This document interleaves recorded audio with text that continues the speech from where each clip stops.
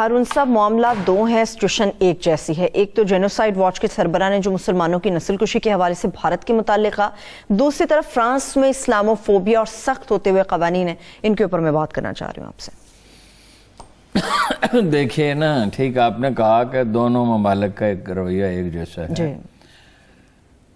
فرانسیسی بھی جو ہیں وہ اسلام دشمنی میں اپنا ثانی نہیں رکھتے، اور اس کی یادیں بہت پرانی ہیں۔ ویسے وہ متعصب فرانسیسی بہت زیادہ ہیں، ویسے بھی اس کی یادیں اسپین کی فتح سے وابستہ ہیں، اس لیے کہ فرانس کا جو ایک جنوبی علاقہ ہے وہ اس وقت اسپین کا حصہ تھا، اور سب فرانس میں مسلمان داخل بھی ہو گئے تھے۔ پھر الجزائر پہ انہوں نے حکومت کی، آپ کو پتہ ہے، وہ اس پہ وہ مشہور فلم بھی بنی ہے عمر المختار کی۔ ایک طرف تو معاملہ یہ ہے کہ مغرب میں سب سے زیادہ، مغربی ممالک میں سب سے زیادہ تعداد مسلمانوں کی وہاں، الجزائری وہاں اسی طرح جیسے پاکستانی اور انڈینز اور بنگلہ دیشی برطانیہ میں ہے، اس لیے کہ جہاں حکومت ہوگی وہی کلچر ہوگا، تعلیم ہوگی۔ اب ظاہر فرانسیسی بولتے ہیں، الجزائری بول سکتے ہیں، جیسے سینٹرل ایشیا کی ریاستوں کے لوگ روسی زبان بولتے ہیں، کامن ہے وہ۔ ایک صدی تک تو انہیں فرانسیسی کو 70-80 سال تک روسی پڑھائی جاتی رہی۔ انڈیا کا معاملہ زیادہ سنگین ہے، فرانس کا بھی سنگین ہے کہ وہ تو تنظیم جو ہے، کیا نام ہے اس کا، French council of Muslim faith, ان سے بات چیت انہوں نے کی ہے، قوانین سخت کریں گے، بچہ گھر میں نہیں پڑھایا جا سکے گا، اسکول میں بھیجیں گے، ورنہ 6 ماہ سزا ہوگی، اور اماموں کا تقرر وہ کریں گے، 2 ہفتے کا نوٹس دیا ہے، اور بڑے سخت قوانین بنا رہے ہیں۔ آپ کو یاد ہے نا کہ حجاب پہ انہوں نے سب سے پہلے پابندی لگائی تھی، اور اسلام سے متعلق شدت پسند رویہ بھی فرانس سے ابھرا۔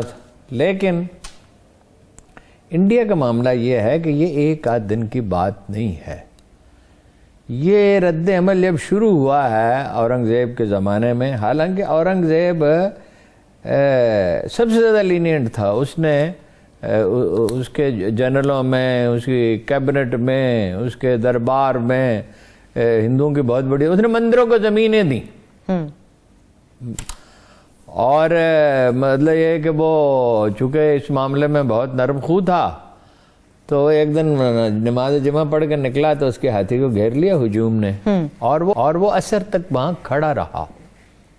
اس کے بعد تو خیر ظاہر ہے حکومت کی ریٹ پھر جیسے قائم کی جاتی ہے، اس نے ریٹ قائم کی، اور وہ ریٹ اسی طرح قائم کی، اس نے ہاتھی کو چلنے کا حکم دیا، اس کو محبت سے کہا کہ ہاتھی کو چلا دو، اور ظاہر ہے اس میں کچھ نقصان بھی ہوا ہوگا، اب بہت پہلے میں نے پڑھا تھا، مجھے یاد نہیں ہے۔ تو شیوا جی کے زمانے سے یہ سلسلہ شروع ہوا، جس کو میں کہتا ہوں کہ شیوا جی کے زمانے میں ہندو قوم پرستی کا بھوت غاروں سے نکلا اور برسر بازار ناچنے لگا۔ یہ گاندھی، نہرو وغیرہ یہ ایسے لیپا پوتی تھی کہ وہ حیدرآباد پہ تو قبضہ جو ہے وہ کہا جاتا ہے کہ نہرو کا اس میں اتنا عمل دخل نہیں تھا۔ کشمیر پہ قبضہ کس نے کیا تھا؟ نہرو نے کیا تھا۔ گاندھی جی نے دکھاوے کہ بھوک ہڑتال کی اور اس کو اڑا دیا، اور اس کا جو قاتل ہے وہ ہیرو ہے، آپ کو معلوم ہے۔ آپ دیکھتے نہیں کتنے فلمیں وہ بناتے ہیں پاکستان آرمی کے خلاف، ISA کے خلاف۔ میں عمران خان صاحب کو سمجھاتا رہا کہ جو راگ کا ایجنڈا ہے، انڈیا کا جو سیاسی ایجنڈا ہے، فلم انڈسٹری اس میں شامل ہو گئی ہے۔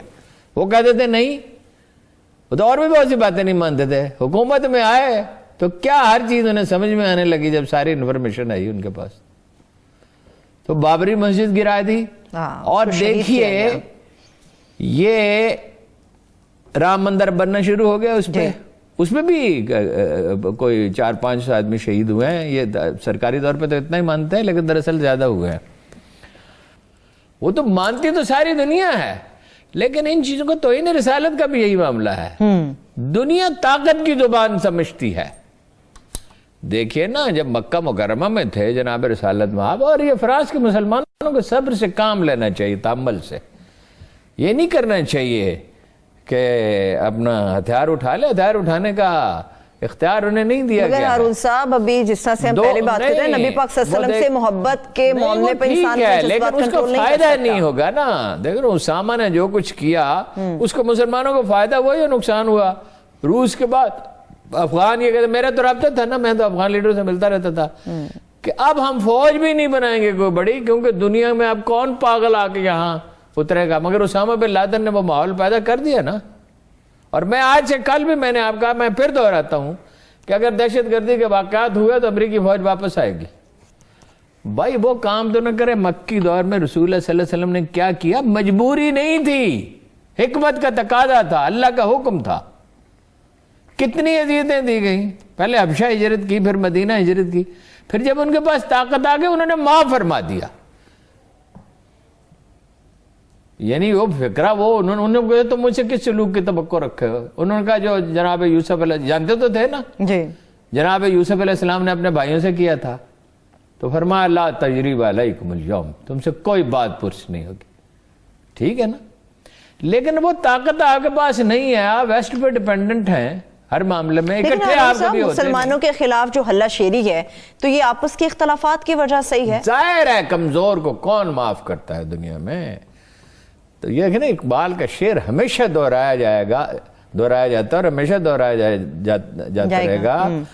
तकदीर के काजी का ये फतवा है अजल से, है जुर्म ज़ईफ़ी की सजा मर के वफा जा। जब मिर्ज़ा गुलाम अहमद ने कादियानी ने जहाद की मुखालफत की तो इकबाल ने उस पर एक नज़म लिखी थी, अब मुझे याद तो नहीं है, कि यूरोप ज़रा में डूब गया दोश्ता कमर, यानी मुसलमानों पे एतराज़ है जहाद। ठीक है, ठीक है जी। यूरोप पे नहीं। यूरोप कितने लोग कत्ल किए? वेस्ट में कितने लोग? 5 करोड़ तो रेड इंडियन कत्ल किए। 5 करोड़ काले मर गए जहाजों में, 5 करोड़ जिंदा सलामत पहुंचे, उन्हें गुलाम बना लिया गया।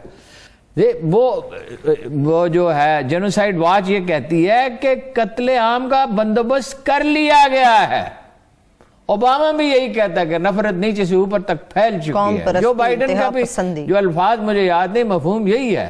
देखिए जहां कहीं इतना जुल्म, ओबामा भी यही कहता है कि नफरत नीचे से ऊपर तक फैल चुकी है। जो बाइडेन का भी जो अल्फाज मुझे याद नहीं, मफहूम यही है।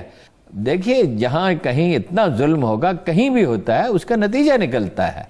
ठीक है। देखिए चीन ऐसे तो नहीं आगे बढ़ रहा है। और चाइना का एक सी पैक के हवाले से मुझे बात करनी है कि वो चीनी वजारत खारजा ने जो हारून साहब एक बयान जारी किया सी पैक के हवाले से, उसकी क्या खास जरूरत थी जो जारी हुआ? वो किस अमेरिका चीनी इंडियंस ने कहा है ना कि हम सी पैक को नहीं करने देंगे, और 700 अफराद के मलेशिया में, नहीं आपको बताया था जी, कि वो मेरा ख्याल है कि ये गिलगित बल्तिस्तान के इलाके में, चित्राल में, इन एरियाज में, और यहाँ पे बलूचिस्तान में। और वो ISPR के डीजी ने कहा नहीं है कि ये बड़े शहरों में कार्रवाइयां करेंगे। कैंप है और लोगों को भेजा गया है, 700 आदमियों का मलेशिया है, 80 अरब